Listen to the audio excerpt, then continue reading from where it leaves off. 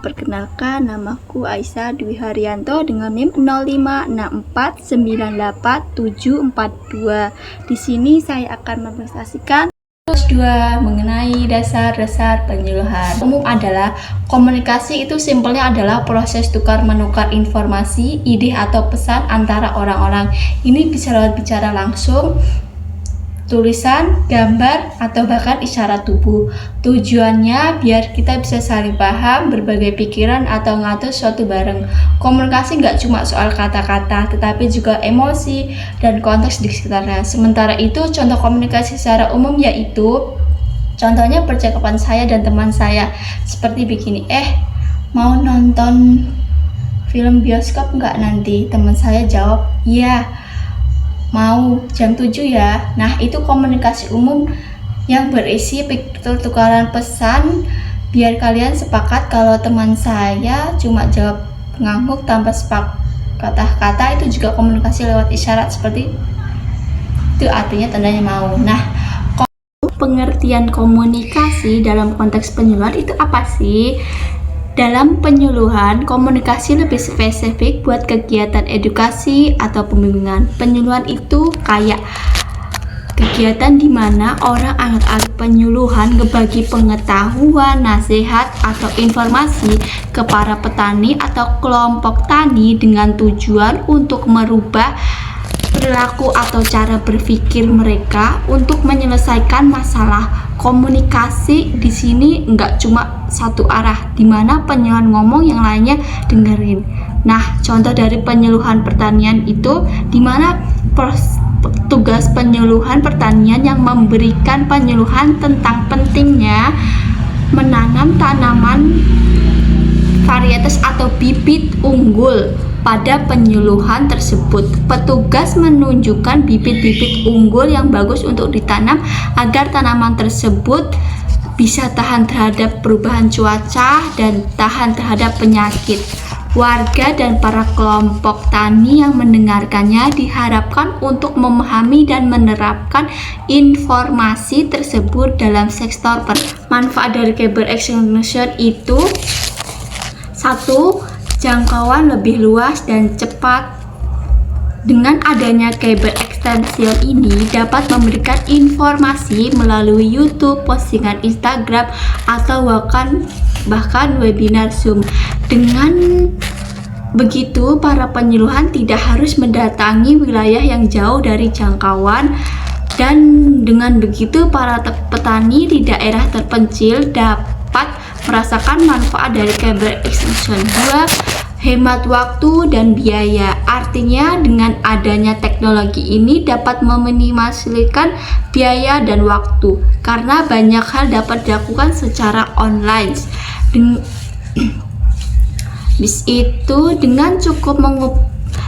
cara cukup mengupload video atau artikel, dan orang bisa nonton ulang kapan saja. Nomor 3, interaksi dan personalisasi. Beda penyuluhan satu daerah. Kyber Extension bisa dua arah. Orang bisa komen atau tanya langsung lewat chat atau forum. Misalnya petani bisa kirim foto tanaman rusak atau mendapatkan saran instan dari para ahli penyuluhan. Hal ini bisa bikin informasi lebih relevan atau nyata karena bisa sesuai sama kebutuhan masing-masing. 4. Akses informasi terkini dan mudah disimpan. Karena informasi bisa diupdate atau real time, kayak data cuaca atau harga pasar yang berubah cepat, orang bisa simpan video atau bahkan artikel di HP jadi biar nggak lupa. Secara keseluruhan, manfaat dari Kyber Extension bikin penyuluhan lebih modern dan efektif. Tapi ya tetap ada tantangan kayak akses internet yang belum seluruh merata di Indonesia atau desa-desa terpencil. Aktifkan komunikasi itu, penyuluhan pertanian gak cuma sekedar ceramah, tapi ajarin cara komunikasi yang bikin petani lebih paham dan mau mengikuti arahannya. Dan dimana ini bikin informasi tentang pertanian lebih mudah diterima, kayak pupuk yang ramah lingkungan dan sebagainya. Berikut adalah cara mengefektifkan komunikasi. 1. Komunikasi dua arah. dimana penyuluhan nggak cuma ngomong tapi juga dengerin keluh kesah petani, dan dengan begitu penyuluhan bakal tanya lebih lanjut dan kasih solusi dari permasalahan yang ada. Nomor 2, melakukan demonstrasi dan praktik langsung. Alih-alih cuma jelasin teori saja, penyuluhan sering menunjukkan bukti nyata langsung di lapangan, kayak ini Bapak Ibu, ini adalah tanaman yang bagus atau bagaimana, kayak nunjukin cara tanam hidroponik. Dengan ini bikin komunikasi lebih kuat karena para warga bisa lihat secara langsung. Nomor 3, bagian 3, menggunakan media sederhana, di mana penyuluhan bisa pakai poster, video, atau grup WhatsApp lebih efektif. Dengan begitu, para warga dapat memahami apa yang telah disampaikan dan dapat diterapkan dalam kehidupan sehari-hari. Bagian 4, melakukan feedback dan evaluasi, di mana mengumpulkan umpan balik dari petani untuk memahami apa yang berhasil dan apa yang perlu ditingkatkan dalam komunikasi. Seperti yang tadi di sebelumnya itu, kayak yang ini merupakan tanaman hidroponik yang diterapkan, itu bagaimana yang harus diterapkan lagi dan ditingkatkan lagi.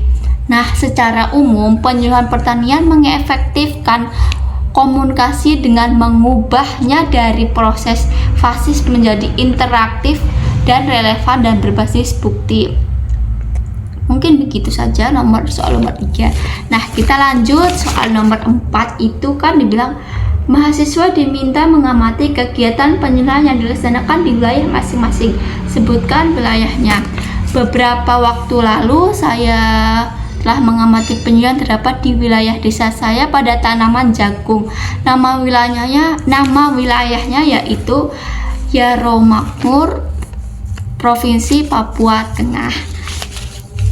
Sudah ya, itu mungkin beberapa waktu yang lalu itu penyuluhannya tanaman jagung dan sudah ada bukti dari tugas yang 1. Sekarang kita lanjut ke soal 4 bagian A.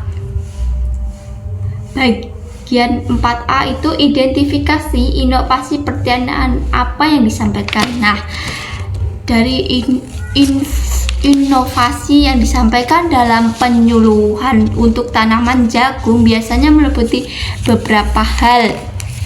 Di antara penggunaan bibit unggul, petani diberikan informasi tentang jenis-jenis benih bibit unggul jagung agar tanaman jagung bisa menghasilkan produktivitas yang lebih dan agar tahan hama.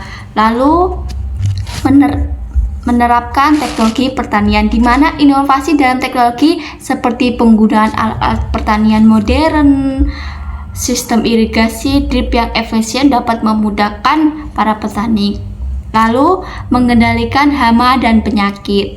Petani diajarkan tentang metode pengendalian hama dari penyakit, dan metode itu yang diajarkan itu yang ramah lingkungan seperti penggunaan pestisida organik dan lain sebagainya.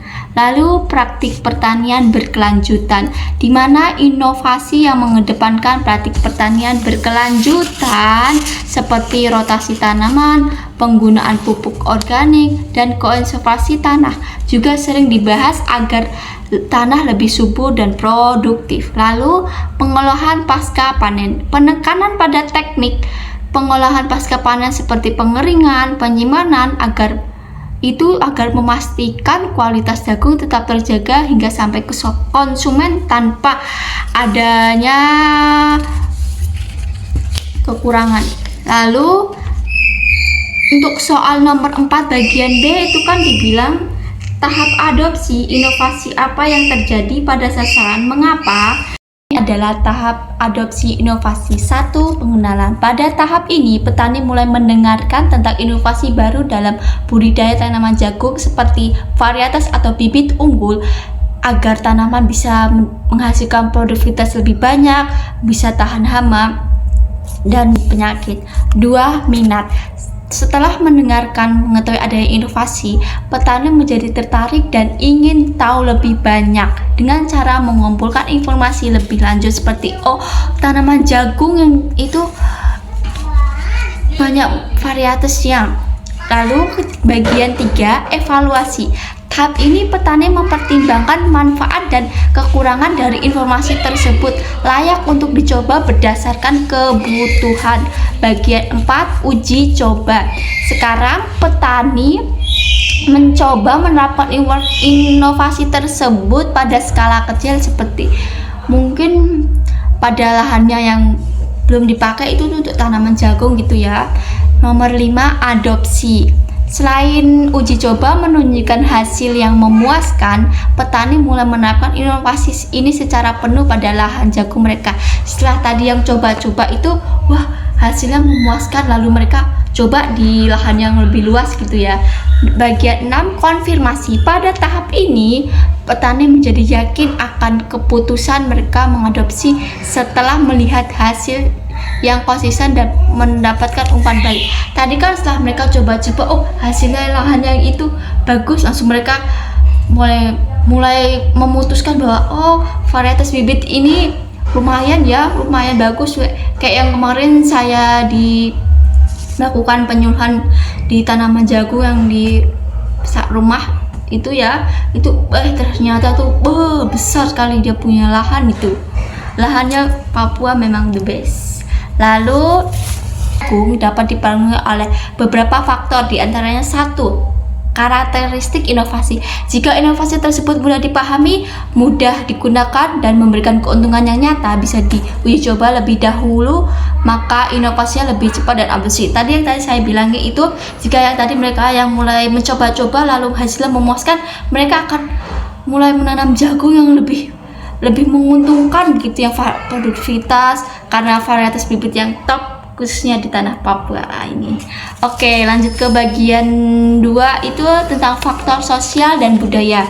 Cara pandang masyarakat terhadap inovasi, nilai-nilai budaya serta tradisi dapat memulai kecepatan inovasi. Seperti yang saya tinggal di Papua Tengah ini, masyarakat Papua Tengah ini mulai banyak menanam, khususnya tanaman jagung, padi sudah mulai berkembang ya. Apalagi sekarang tanah kita yang di tanah Papua ini masih terbilang subur. Oke, bagian lanjut ketiga yaitu komunikasi dan penyuluhan. Informasi yang jelas dan penyuluhan yang efektif tentang manfaat inovasi akan mempercepat adopsi. Seperti yang saya bilang tadi, penyuluhan di Papua memang belum terlalu banyak ya, tapi kualitas penyuluhannya memang top banget. Dia berhasil membuat para petani itu menanam atau memanfaatkan lahannya agar supaya ditanam. Oke, lanjut ke bagian 4 yaitu dukungan eksternal. Bantuan dari pemerintah, ketersediaan atau subsidi atau kebijakan yang mendukung juga dapat mendorong adopsi cepat. Seperti yang di tanah Papua ini, pupuk itu lumayan mahal ya, tapi mungkin ada beberapa orang yang khususnya di sini ya, ada yang dapat subsidi dari mulai harga, kalau nggak salah baru-baru ini 90.000 per karung kah atau 100.000 gitu ya. Oke, bagian kelima itu kesiapan teknologi, di mana infrastruktur teknologi yang ada seperti akses terhadap alat dan mesin pertanian yang mendukung inovasi juga berperan penting dalam percepatan adopsi. Walaupun belum sepenuhnya teknologi modern di sini, apalagi di Papua yang terlalu jauh pelosoknya ya gini. Tapi saya acungi jempol, di sini bagus, dia punya tanah untuk tanpa harus menggunakan pupuk kimia yang berlebihan. Oke, bagian keenam ini kondisi ekonomi petani, kemampuan dan finansial petani. Untuk menghadirkan inovasi juga perlu diperhatikan jika petani memiliki sumber daya yang cukup, mereka lebih mungkin untuk mengadopsi. Apalagi yang di tanah Papua yang dibilang cukup mahal ya, memang cukup mahal sekali di sini. Apalagi tentang bahan pokoknya, di sini beras ini semuanya mahal ya, tapi syukurlah para petani bisa memanfaatkan keadaan yang ada. Mungkin sekian dan terima kasih. Mohon maaf ada salah kata saya. Wassalamualaikum warahmatullahi wabarakatuh.